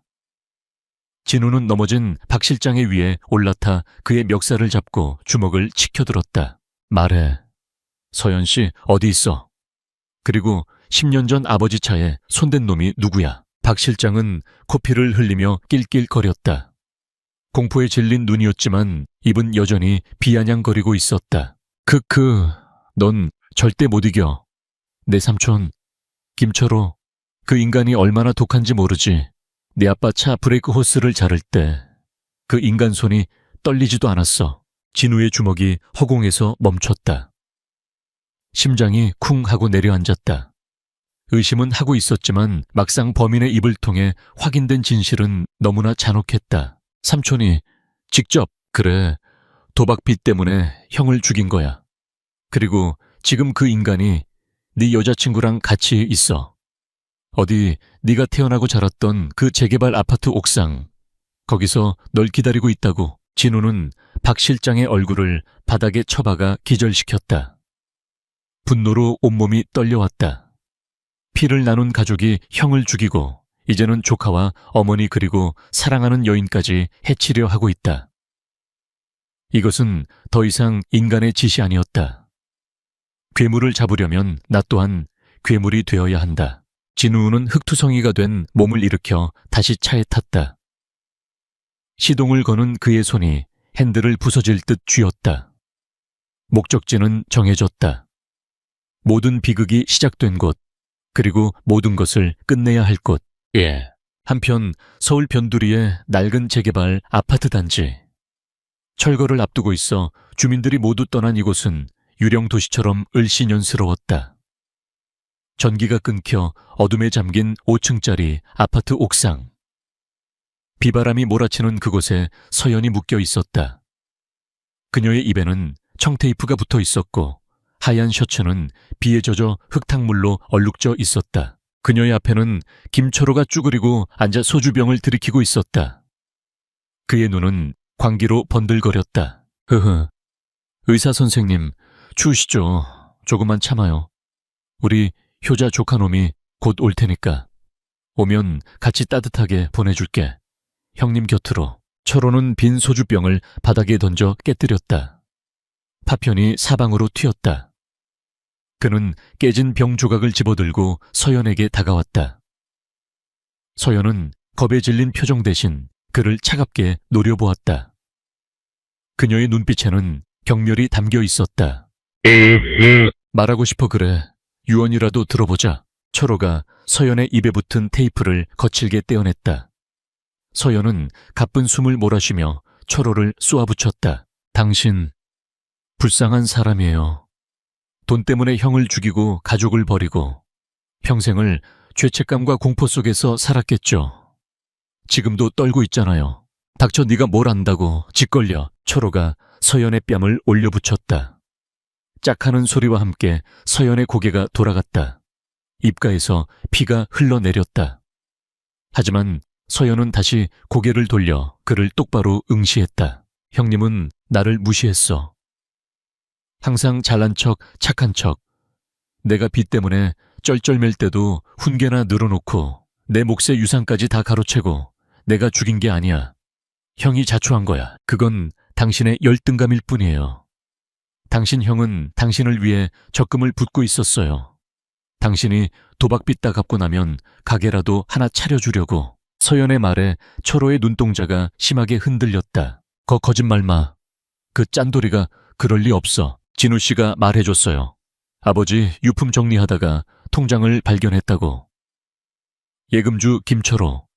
당신 이름으로 된 통장이었다고요. 당신은 당신을 가장 사랑했던 형을 당신 손으로 죽인 거예요. 아니야. 거짓말이야. 철호는 괴로움에 몸부림치며 머리를 감싸 쥐었다. 진실은 그에게 가장 큰 고통이었다.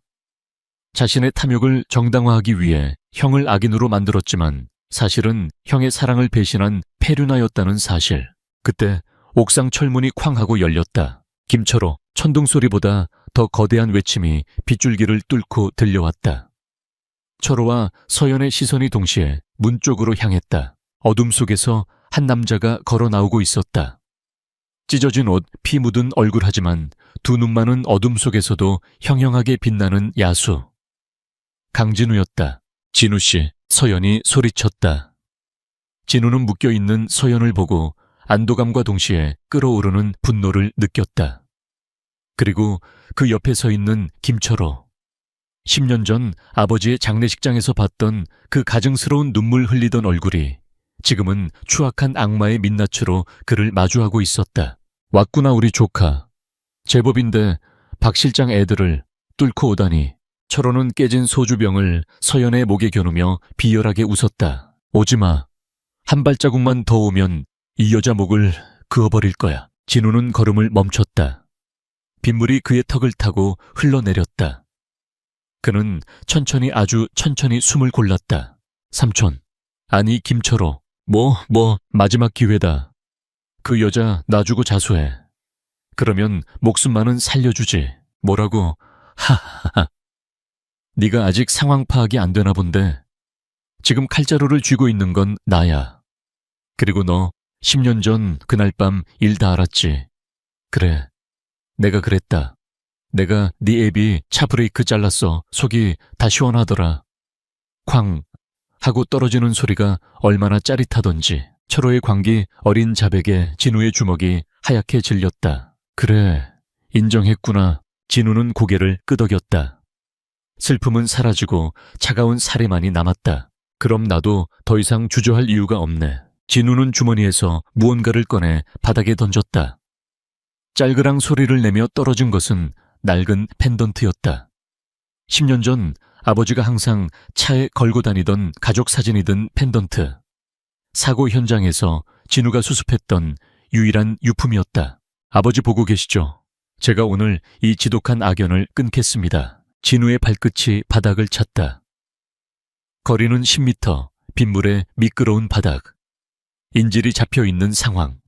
모든 조건이 최악이었지만 진우에게는 물러설 곳이 없었다. 죽어라 강진우. 철호가 소리를 지르며 서연을 밀쳐내고 품 안에서 꺼낸 사심이 칼을 들고 진우에게 달려들었다. 서연이 바닥에 쓰러지며 비명을 질렀다. 안 돼. 번개가 번쩍이는 순간 두 남자가 옥상 한복판에서 충돌했다. 칼날이 허공을 가르고 둔탁한 타격음이 빗소리에 묻혔다. 이것은 단순한 싸움이 아니었다. 10년간 묵혀온 원한과 돈에 먹혀버린 인간성을 심판하기 위한 처절한 혈투의 서막이었다. 피 묻은 돈은 결국 피를 부른다. 그 끔찍한 인과응보의 현장에서 진우는 기꺼이 심판자가 되기로 결심했다. 옥상 바닥은 빗물과 흙탕물, 그리고 핏물로 뒤엉켜 미끄러웠다. 번개가 칠 때마다 강진우와 김철호 두 남자의 그림자가 춤을 추듯 기괴하게 일렁겼다. 죽으라고. 김철호가 짐승 같은 괴성을 지르며 사시미 칼을 마구잡이로 휘둘렀다. 그는 전문적인 칼잡이가 아니었다. 하지만 공포와 탐욕에 절어 이성을 잃은 자의 칼부림은 예측 불가능해서 더욱 위험했다. 진우는 상체를 뒤로 젖히며 날카로운 칼날을 피했다. 빗방울이 베일 듯한 섬뜩한 소리가 귓가를 스쳤다. 부상당한 왼쪽 어깨가 비명을 질렀지만 진우는 고통을 연료 삼아 집중력을 끌어올렸다. 그의 눈은 김철호의 칼끝이 아니라 흔들리는 어깨와 중심축을 보고 있었다. 헤이. 철호가 다시 한번 크게 칼을 휘두르며 빈틈을 보였다. 그 순간이었다. 진우가 바닥에 빗물을 박차고 품으로 파고들었다. 이억. 진우의 오른 주먹이 철호의 명치를 정확하게 강타했다. 숨이 턱 막힌 철호가 비틀거리는 사이 진우는 그의 손목을 낚아채 비틀었다. 왁. 칼이 바닥에 떨어지며 챙그랑 소리를 냈다. 진우는 틈을 주지 않고 로우킥으로 철호의 허벅지를 가격해 무릎 꿇렸다. 그러고는 쓰러진 서연에게 달려갔다. 서연 씨 괜찮아요. 서연은 목에 얕은 상처를 입었지만 다행히 생명에는 지장이 없어 보였다. 그녀는 공포에 질려 떨면서도 진우의 팔을 잡고 고개를 저었다. 조심해요. 저 사람 혼자가 아니에요. 뭐라고요? 그때였다. 옥상 한 구석 낡은 기계실 문이 끼익 소리를 내며 열렸다. 어둠 속에서 건장한 사내 두 명이 휠체어 하나를 끌고 나왔다. 진우의 심장이 덜컥 내려앉았다. 휠체어에 힘없이 축 늘어져 있는 사람. 산소호흡기조차 없이 청테이프로 입이 막힌 채 묶여있는 노파. 에어, 어머니. 진우의 절규가 빗소리를 뚫고 울려 퍼졌다. 어머니는 병원에 있어야 했다. 안전하게 보호받고 있어야 했다. 그런데 왜 이곳 폭우가 쏟아지는 지옥 같은 옥상에 와 있는 것인가? 바닥에 엎드려 있던 김철호가 낄낄거리며 일어났다.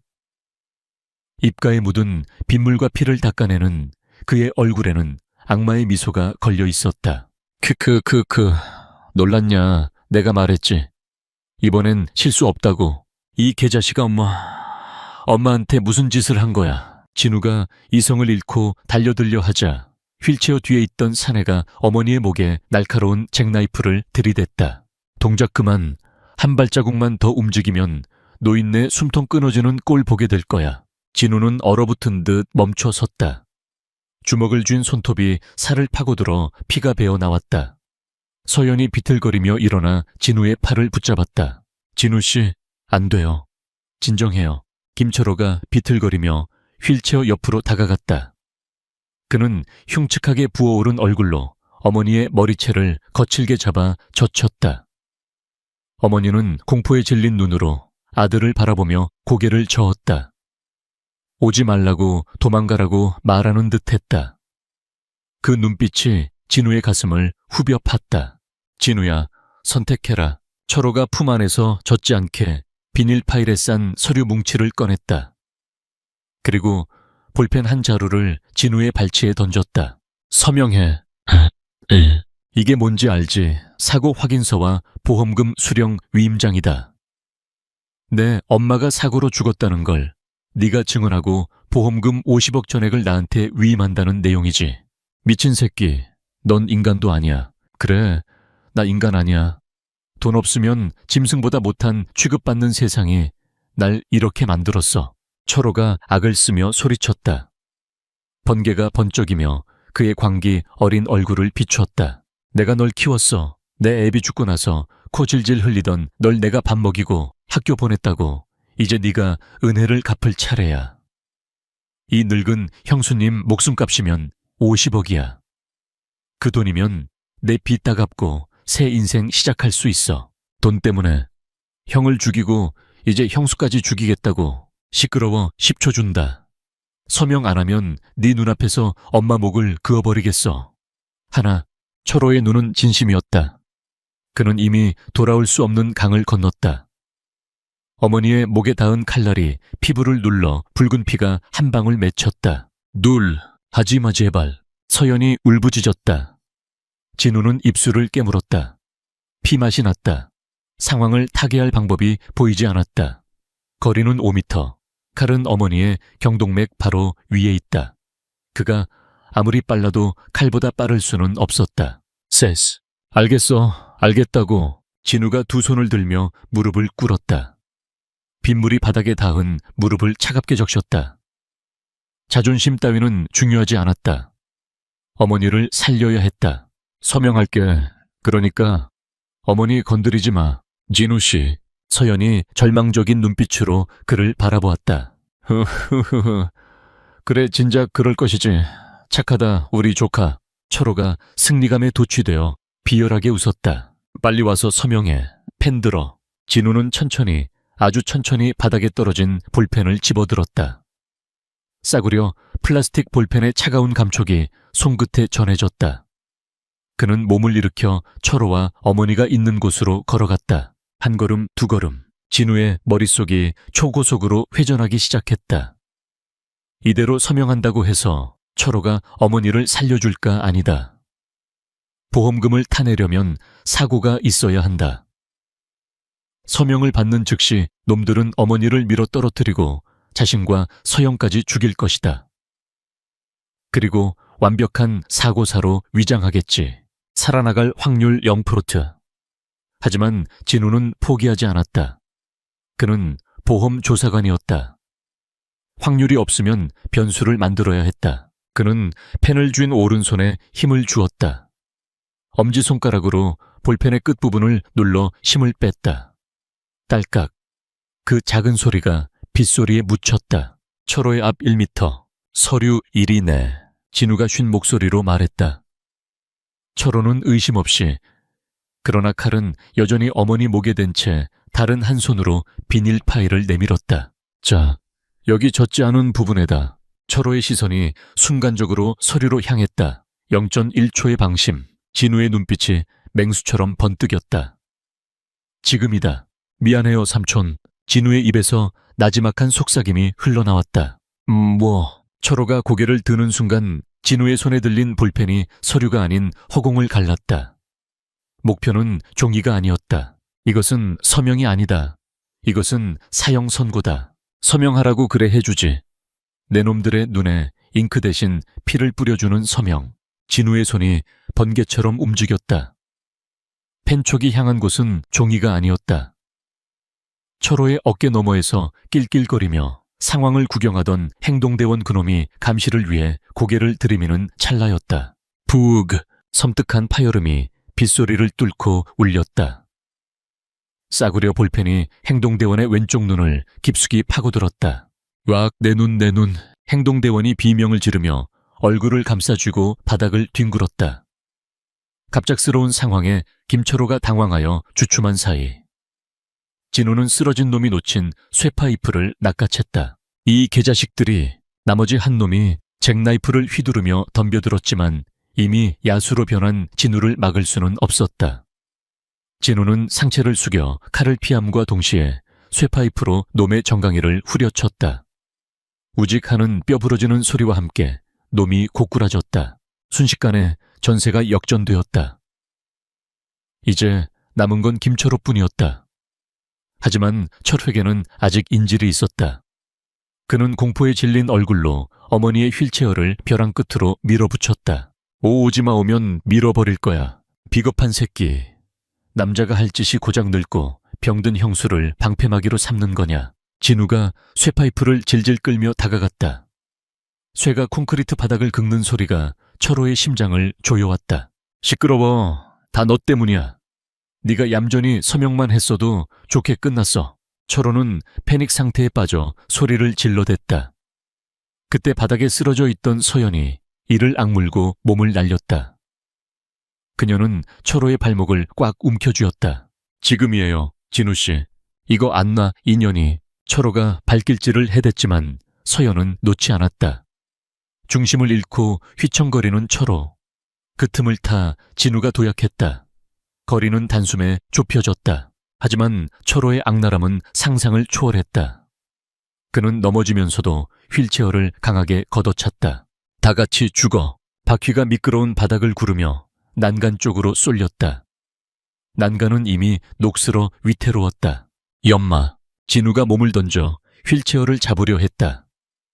그러나 휠체어는 턱에 걸려 옆으로 넘어졌고 그 충격으로 어머니의 몸이 바닥으로 튕겨나갔다. 쿵! 어머니의 머리가 시멘트 바닥에 부딪혔다. 둔탁한 소리가 진우의 귓가를 때렸다. 어머니의 몸이 축 늘어졌다. 흐르는 빗물에 붉은 피가 섞여 번져나갔다. 어머니! 진우의 세상이 정지했다.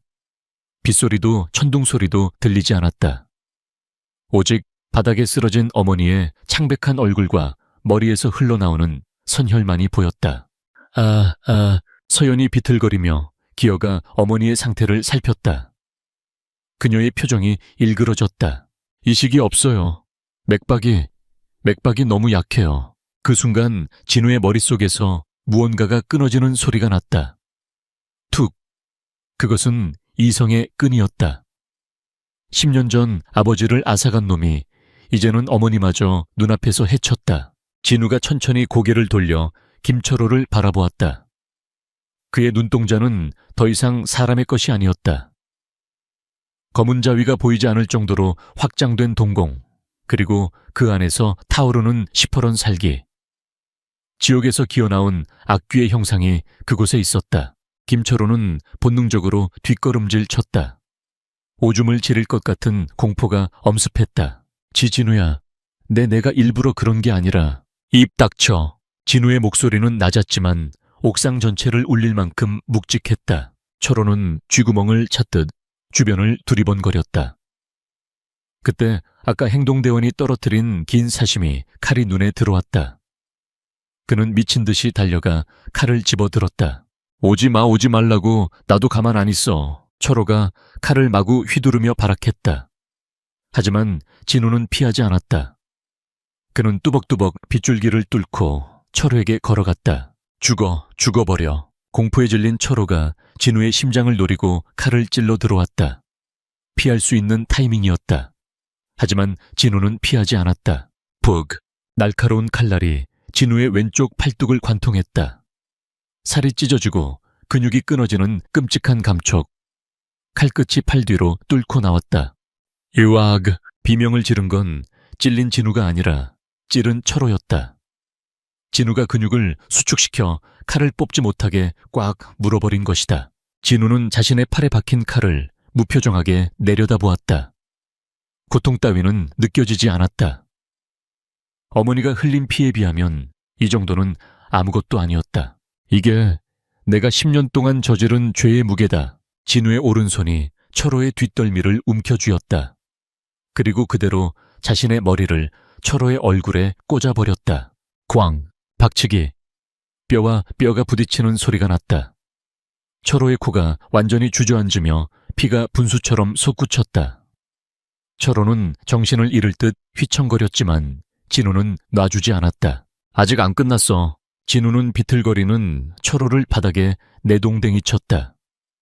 그리고 그 위로 올라탔다. 이건 우리 아빠 목. 주먹이 철호의 앞면에 꽂혔다. 퍼기가 부러져 나갔다. 이건 우리 엄마 목. 다시 한번 주먹이 내리꽂혔다. 퍽! 광대뼈가 함몰되었다. 그리고 이건 네가 짓밟은 우리 가족의 피눈물이다. 진우의 주먹이 쉴 새 없이 철호의 얼굴과 몸을 강타했다. 철호는 반항조차 하지 못한 채 피떡이 되어갔다. 살려달라는 말조차 나오지 않는 일방적인 구타. 그것은 폭력이 아니라 처형이었다. 진우 씨, 그만해요. 죽어요. 살인자가 될 셈이에요. 서연이 달려와 진우의 뒤에서 그를 끌어안았다. 제발 멈춰요. 어머니 아직 살아계세요. 병원으로 가야 해요. 당신이 감옥 가면 어머니는 누가 지켜요. 어머니라는 단어가 진우의 귓가에 닿자 허공에 멈춘 주먹이 부들부들 떨렸다. 거친 숨소리가 빗소리와 섞여 옥상을 채웠다. 진우는 피투성이가 된 주먹을 천천히 내렸다. 눈앞에 김철호는 이미 의식을 잃은 채 헐떡이고 있었다. 진우는 비틀거리며 일어났다. 팔에 박힌 칼을 단숨에 뽑아 던져버렸다. 붉은 피가 콸콸 쏟아졌지만 서연이 급하게 달려와 지혈했다. 그때였다. 옥상 구석 쓰러져 있던 김철호가 꿈틀거렸다. 좀비처럼 그는 부서진 몸을 이끌고 어디론가 기어가고 있었다. 그가 향하는 곳은 옥상 한쪽에 놓인 007 가방이었다. 아까 오 사장의 부하들이 착수금이라며 던져주고 간 가짜 돈다발이 든 가방. 돈, 내 돈, 50억. 양쪽 다리가 부러져 질질 끌면서도 철호는 오직 그 가방만을 바라보고 있었다. 피로 범벅이 된 손을 뻗어 가방 손잡이를 잡으려 했다. 인간으로서의 존엄성은 이미 사라진 지 오래, 오직 탐욕만이 남은 껍데기였다. 진우는 그 모습을 차가운 눈으로 내려다보았다. 경멸조차 아까운 처참한 말로였다. 그렇게 돈이 좋으면 가져가. 진우는 옥상 구석에 있는 낡은 비상 발전기를 발로 찼다. 낡은 연료통이 터지면서 휘발유가 바닥으로 흘러나왔다. 기름은 빗물 위에 떠서 김철호와 돈가방 주변을 포위하듯 흘러갔다. 내 돈이야. 아무도 못 줘. 철호가 마침내 가방을 끌어안고 희미하게 웃었다. 그 순간 진우는 주머니에서 지포 라이터를 꺼냈다.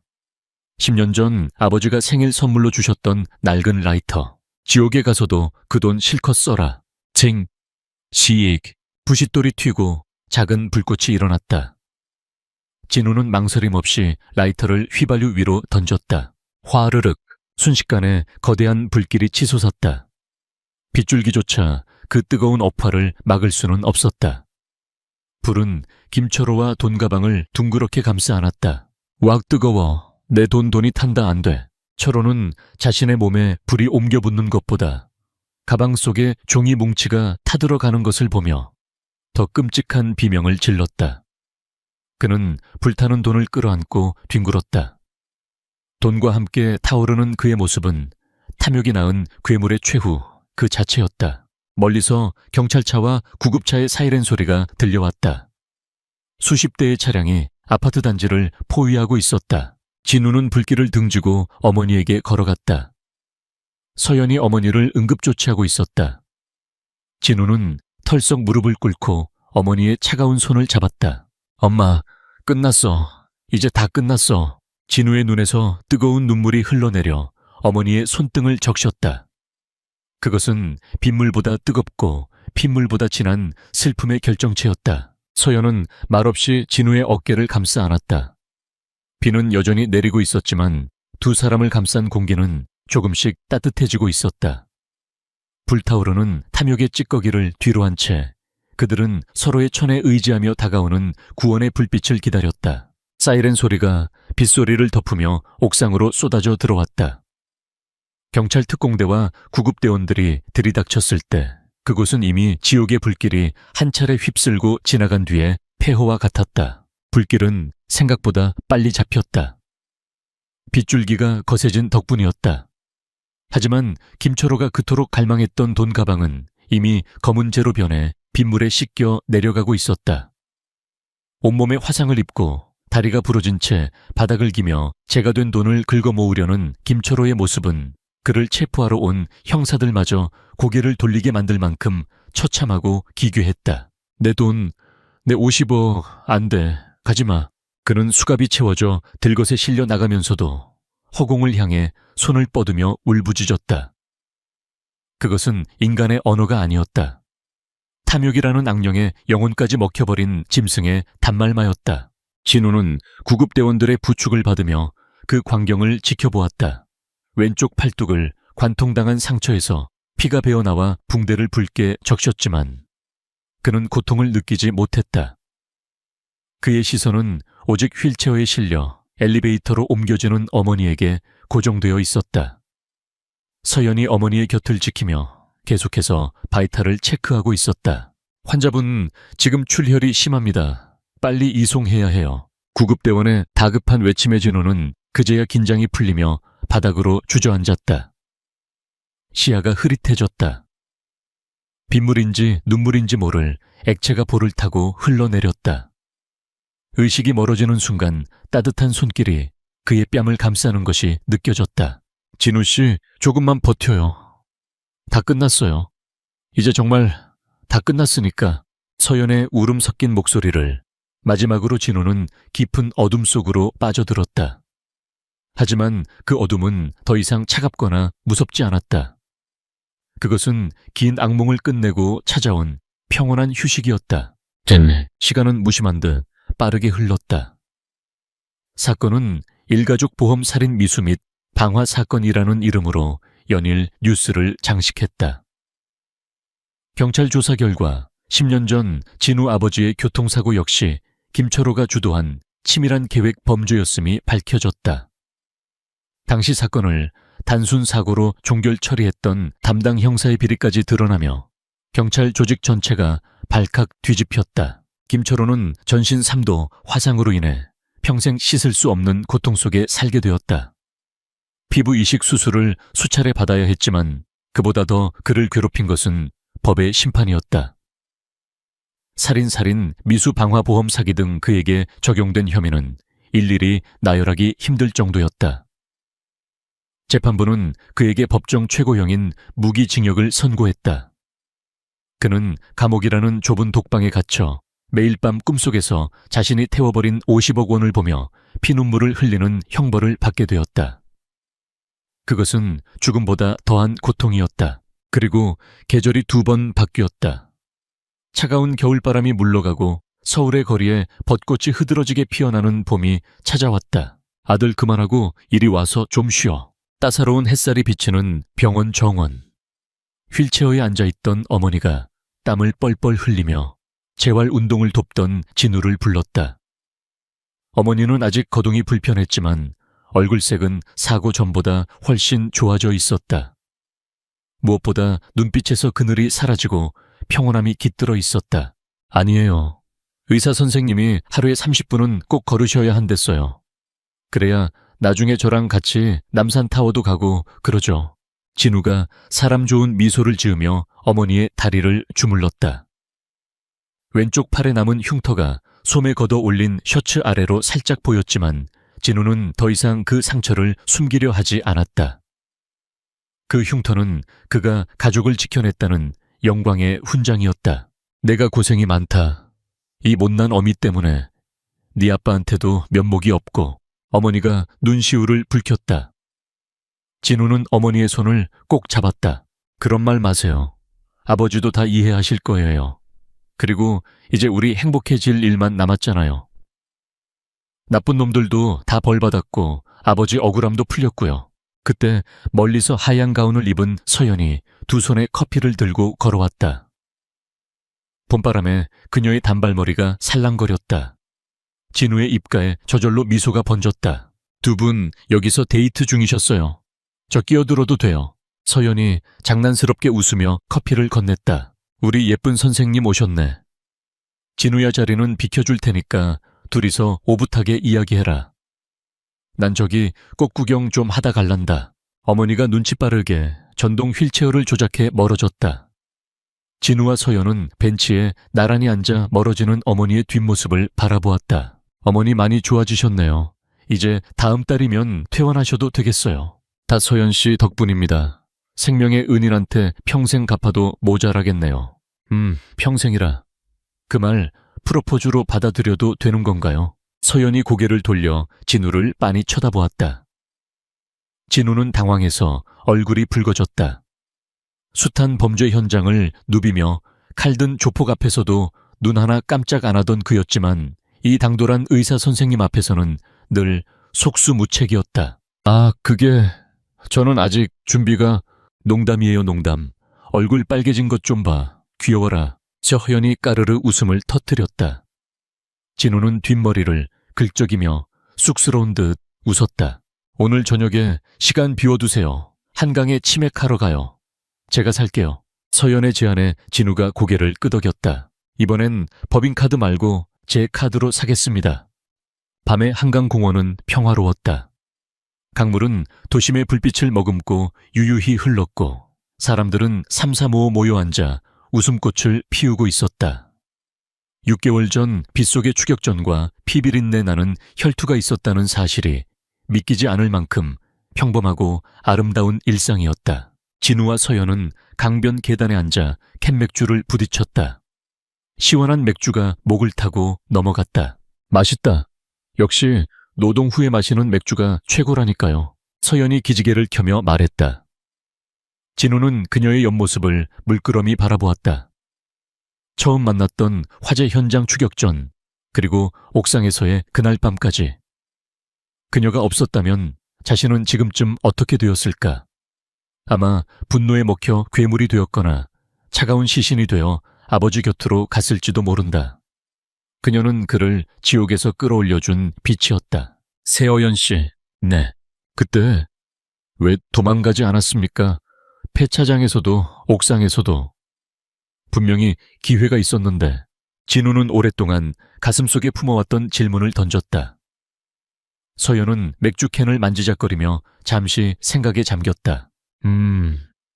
처음에는 의사로서의 사명감 때문이라고 생각했어요. 환자를 버릴 수 없다는. 그런데 옥상에서 당신이 그 사람한테 무릎 꿇는 걸 봤을 때 깨달았어요. 서연이 고개를 돌려 진우와 눈을 맞췄다. 한강의 야경보다 더 깊고 반짝이는 눈동자였다. 당신이 혼자 짊어진 그 짐이 너무 무거워 보여서요. 누군가는 같이 들어줘야 할 것 같았어요. 그게 나였으면 좋겠다고 생각했고요. 진우의 가슴이 일렁겼다. 그는 손에 쥐고 있던 맥주캔을 내려놓고 조심스럽게 서연의 손을 잡았다. 서연은 피하지 않았다. 그녀의 손은 작았지만 그 무엇보다 따뜻하고 강했다. 저는 가진 게 없는 놈입니다. 물려받은 재산도 없고 몸에는 흉터투성이고 직업은 험한 일이나 하는 보험조사관이죠. 하지만 진우는 잠시 말을 멈추고 숨을 골랐다. 심장이 터질 듯이 뛰었다. 당신을 지킬 자신은 있습니다. 내 목숨보다 더 소중하게. 이 손 절대 놓지 않을 자신 있습니다. 그것은 화려한 미사여구도 로맨틱한 대사도 아니었다. 하지만 진우의 진심이 꾹꾹 눌러 담긴 투박한 고백이었다. 서연의 눈가에 물기가 어렸다. 그녀는 환하게 미소 지으며 잡힌 손에 힘을 주었다. 이미 알고 있었어요. 당신이 어떤 사람인지. 50억보다 어머니를 자신의 목숨보다 저를 먼저 생각하는 바보 같은 남자라는 거. 서연이 진우의 어깨에 머리를 기댔다. 진우는 그녀의 어깨를 감싸 안았다. 강바람이 조금 쌀쌀했지만 두 사람의 천이 서로를 녹여주었다. 진우 씨, 그거 알아요. 돈을 피 묻은 돈이라고 하잖아요. 사람들은 그 돈을 얻기 위해 피를 흘리고 서로를 해치죠. 서연이 나직하게 속삭였다. 진우는 고개를 끄덕였다. 네, 저도 그렇게 생각했습니다. 돈은 악마가 만든 미끼라고. 하지만 우리가 흘린 피는 달랐어요. 누군가를 지키기 위해 흘린 피였으니까요. 그래서 우리는 이렇게 따뜻한 결말을 맞이한 걸 거예요. 진우는 하늘을 올려다보았다. 서울의 밤하늘은 여전히 어두웠지만 그 사이로 드문드문 별이 빛나고 있었다. 10년 전 아버지가 떠나던 날의 비극도 6개월 전의 악몽도 이제는 과거가 되었다. 아버지, 이제 편히 쉬세요. 저 잘 살겠습니다. 진우가 마음속으로 되뇌었다. 마치 대답이라도 하듯 밤하늘을 가로지르는 비행기의 불빛이 반짝였다. 사랑합니다, 서연 씨. 제어도요, 진우 씨. 두 사람의 입술이 부드럽게 맞닿았다. 멀리서 유람선의 불꽃놀이가 터지며 밤하늘을 화려하게 수놓았다. 축복 같은 불꽃 아래 그들은 서로를 껴안았다. 탐욕으로 시작된 비극은 끝났다. 잿더미 속에서 피어난 것은 복수가 아닌 사랑이었고 죽음이 아닌 삶이었다. 강진우라는 한 남자의 길고 긴 투쟁은 비로소 마침표를 찍었다. 이제 그에게는 지켜야 할 가족과 함께 걸어갈 연인, 그리고 희망이라는 이름의 내일이 기다리고 있었다. 세상은 여전히 돈을 쫓아 미친 듯이 돌아갈 것이다. 누군가는 또다시 돈 때문에 가족을 배신하고 양심을 팔아넘길지도 모른다. 하지만 진우는 안다. 세상에서 가장 값비싼 것은 은행 계좌에 찍힌 숫자가 아니라 지금 자신의 옆에 있는 사람의 온기라는 것을. 그는 서연의 손을 더욱 꽉 잡았다. 다시는 놓지 않겠다는 듯이. 이것으로 우리의 길었던 여정이 막을 내렸습니다. 이 이야기가 여러분에게 따뜻하고 의미 있는 즐거움을 선사했기를 바랍니다. 다음 작품을 위한 동기부여가 될 수 있도록 여러분의 소중한 댓글과 피드백을 기다리겠습니다. 독자 여러분, 들어주셔서 감사합니다. 다음 이야기에서 다시 뵙겠습니다. 안녕히 계십시오.